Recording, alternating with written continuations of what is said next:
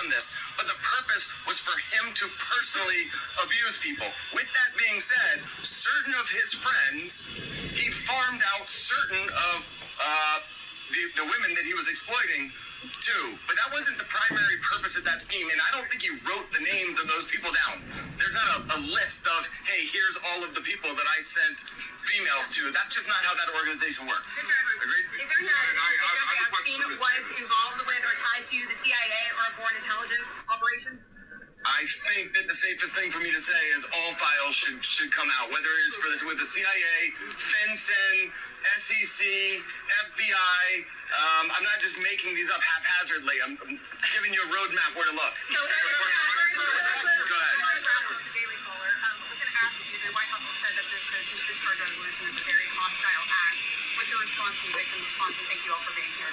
I'll go first and then I'll let them. They're much more important than me, but I don't understand why it's a hostile act. I can tell you that I talked to President Trump back in 2009, and several times after that, he didn't think that it was a hoax then. In fact, he helped me. He got on the phone. He told me things that were helping our investigation. Now, our investigation wasn't looking into him, but he was helping us then. He didn't treat this as a hoax. So at this point in time, I would hope that he would revert back to what he was saying to get elected, which is, I want transparency. This about face that occurred, none of us understand it. In fact, I don't understand how this is an issue that's even up for debate. How do you not stand behind these women after you've heard their stories and know that hundreds of them were abused, and it was only because files are being kept in secrecy? The world should know who he is, who protected him, and the other people that are out there to be investigated need to be investigated. Sir, are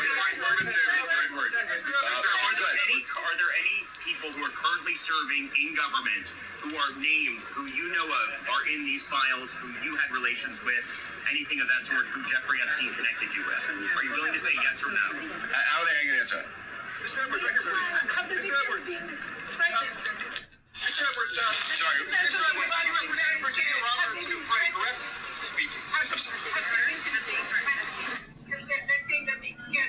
I think she's referring to my sketch.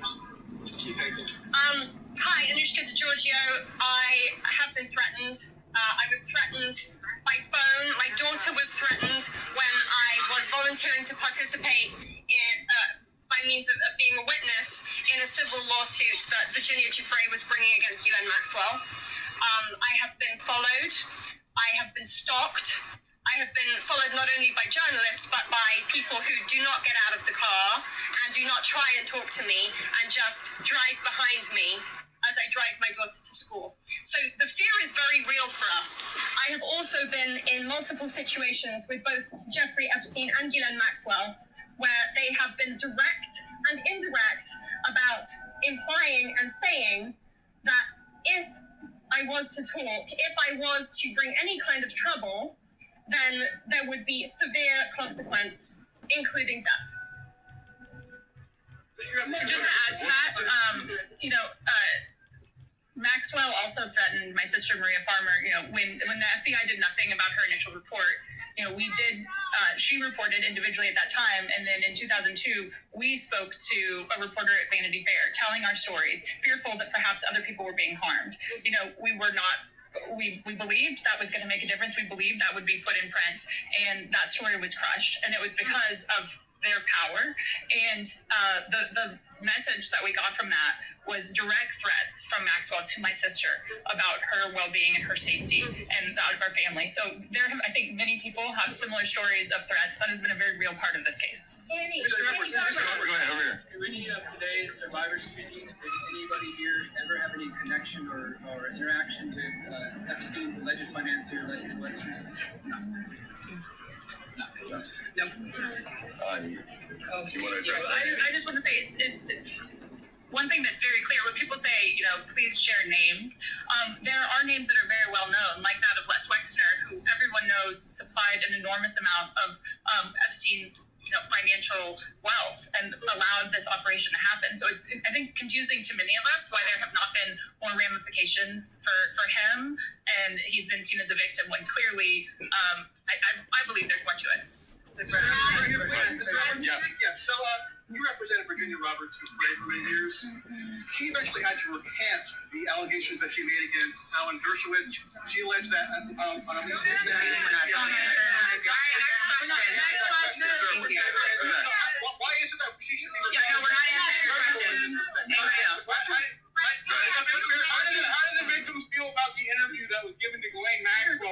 Blanche. Why are you asking a question? Okay, ma'am, I think that you had a question. When you talk to My question, okay? when you talk to the press on MSNBC about the existence of the Epstein horse table, have you yourself in the horse litigation seen it? I don't know that we're able to reveal what we've seen and what we have not seen by way of protective order, but my point being in that circumstance was, if anybody wants answers, there's an easy place to get it. I told you where to get it. I said, the estate of Jeffrey Epstein has it, serve a subpoena on them, they'll turn it over, and if we had served a subpoena on them in the past, they would have turned it over and we would have seen it. Which I don't usually miss subpoenas like that. Go ahead. No, I definitely clarified my point, and I didn't say it like in a. Situations with both Jeffrey Epstein and Ghislaine Maxwell, where they have been direct and indirect about implying and saying that if I was to talk, if I was to bring any kind of trouble, then there would be severe consequence, including death. You've been heard. You've been heard. You've been heard. And even Alan Dershowitz says release the files. Release the files. That is the answer, and that's what we're here for. And that is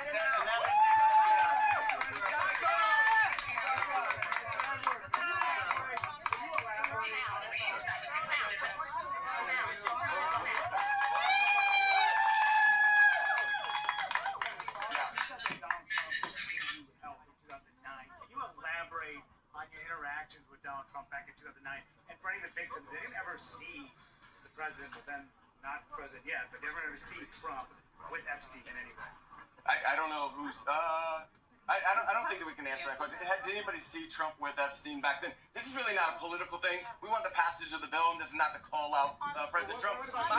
My point was that he was friendly back then, did not think that it was a hoax, and was trying to help.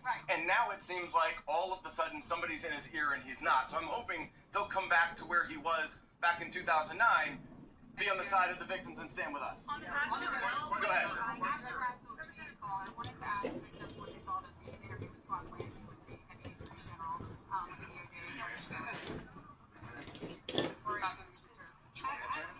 Teresa will step up. I would, Teresa J. Holmes.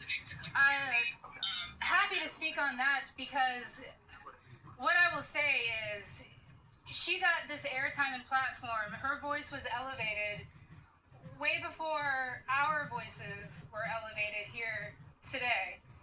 And that same calm, manipulative voice that she had so polite there that day with Todd Blanche was the same polite, coercive, manipulative voice that I heard as she was grooming me to then send me off to the home of Jeffrey Epstein where he would assault me.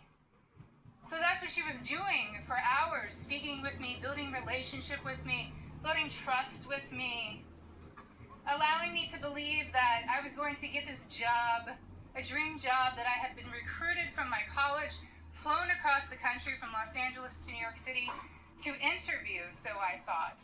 So her voice that day was the same voice that sent me off to a monster. So nothing can be believed from what she says because she's been charged with perjury. I myself could sit there and listen, and as I did, I sat there and listened to this woman's voice lie. And there was no pushback from Todd Blanche because does he even have the facts to be able to push back on her? We could sit there and push back. Why didn't we get to attend that? Why weren't we there that day? Or why wasn't even one of us consulted prior to that day in that meeting?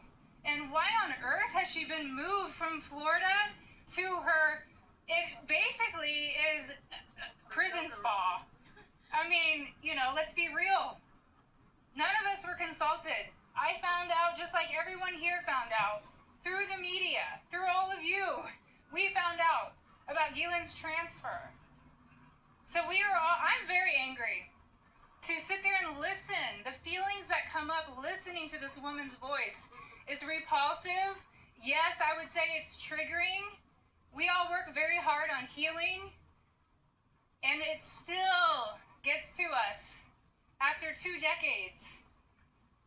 It's a very long answer, but it's repulsive to sit there and listen to her voice in her interview. Can we take two more questions? One over here. My reporting in Wendy Barrett directly led to $100 million payment from JP Morgan to the Virgin Islands. Will you go after the DOJ and FBI because they're sitting on evidence? I've held the evidence in my hands. I think that there's nobody that's immune from us going after them if there's a legitimate action to take. So to the extent that that evidence exists, then show it to us, and we'll help in every way we can. We stand with the victims. Okay. One more. Can the survivors speak to speaking of being threatened and being afraid to come forward with a story to the case of Katie Johnson, who alleged that Donald Trump and Jeffrey Epstein? I don't think we can talk about. I don't think we can talk about that case. I do think it's worth saying, though, despite the comments that he made, Virginia Roberts Giuffre is an American hero. She is somebody without whom we would not be able to have this voice. She was the one who had courage to name names, speak out against people, and she was standing up against everybody at one time with an enormous amount of pressure. And most of these women are here because of Virginia Roberts Giuffre. All right, last one. One of the victims saying they think the innocent people are that he's protecting is like Clearly not us. I don't think that anybody knows, but I can tell you that in the oversight committee meeting yesterday, they indicated that they were all for transparency, releasing the files, and asked us to hold them accountable. Isn't that right? Yes. They said hold them accountable, so we intend to hold them accountable. the men accountable that are in those files. Did they say what those We're going to show them where to go with it, and as long as they're doing their job, they should. I'm going to turn it back over to Rokan. Thank you. Let me just say this. Let me say this. I think the people back who are testifying here today, are speaking up today, they are American heroes. Let's give them another round of applause. And you say, look, Thomas, Marjorie, and I, we're huge believers in the First Amendment, and we believe in free speech, and we take abuse all the time. But you see why it's so hard to do what they have done, because they come forward and you subject yourself to national scrutiny and national questioning. And I just want to say from the bottom of my heart how appreciative I am and how proud I am of what you've done today. You've made a big difference. Before I bring on Marjorie and then Thomas will have the last word, I want to summarize 3 basic things that I heard from the survivors. First, they want to know why our government covered up for someone rich and powerful. Why is it that we have 2 Americas? People say, why do you need to release the Epstein files if Epstein is dead and Maxwell is in jail? Because we don't know who all was involved in the cover-up. Why are there rich and powerful people who didn't have justice? They want to know that. Second, many said it's important for their own closure. They don't know their own abuse. They want to understand what's in these files for themselves. And third, we heard that there are many others who obviously were involved. And they want to know, and the American people deserve to know what was there in those files. I actually think they're helping us come together as a country. I've never done a press conference with Marjorie Taylor Greene before. I've done some with Thomas, but look, this country is divided and exhausted. This is one thing that we can come together on. And I was very clear with Thomas. This is not against President Trump. I would like nothing more than a Truth Social post for him after this press conference saying, just release the files. Be with Massie, Khanna. This is about something much deeper. It is about bringing this country together to stand for America's kids, to restore trust, and to move this country forward. So thank you to the survivors for helping us do that. Now I want to introduce Marjorie Taylor Greene. Thank you. For everyone watching at home, I think it's important to put yourself in these women's shoes.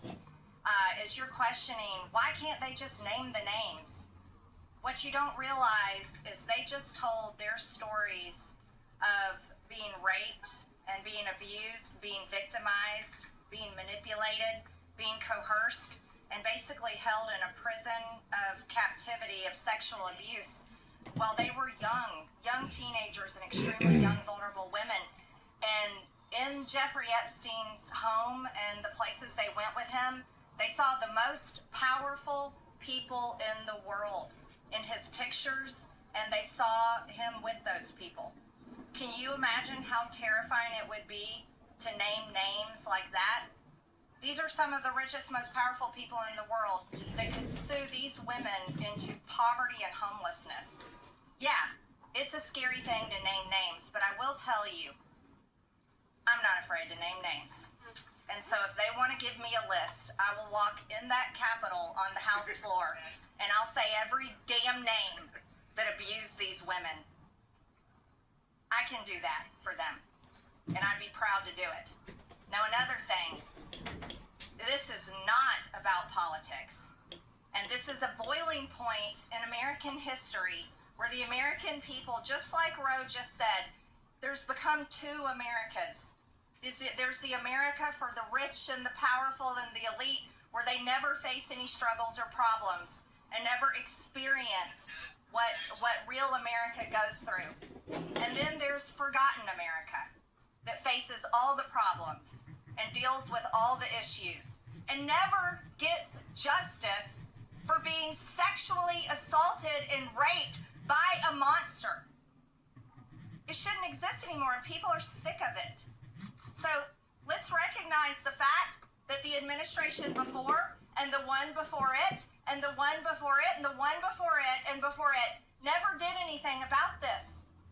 So this isn't one political party or the other. It's a culmination of everyone worked together to silence these women and protect Jeffrey Epstein and his cabal. And this is not just rich, powerful people. Think his drivers, his maids, his chefs, all the people, people that worked in his home, security guards. I heard one story from a young woman that was being raped by Jeffrey Epstein when he was out on work release while he was serving time in prison and had an ankle monitor on his leg. Guess what? There was a police officer outside that door. So this list of names is quite a list of names, and it doesn't extend just in the rich, powerful circles. It extends down to the very bottom where people were paid. And again, I will say this, there's victims suffering today in similar circumstances, and they're terrified to name the names of the people that are currently abusing them. And so with these brave, courageous women fighting this fight, this is a fight for women and children and any person that is facing sexual abuse and rape and captivity and human trafficking right now. And so here's what I ask you in the press. Don't go for salacious headlines. Go for the truth and defend these women and help those of us in Congress that are crossing our political party lines and doing the right thing and trying to do it together. And thank you, Roe, and thank you, Thomas. And now I recognize Thomas Massie from Kentucky.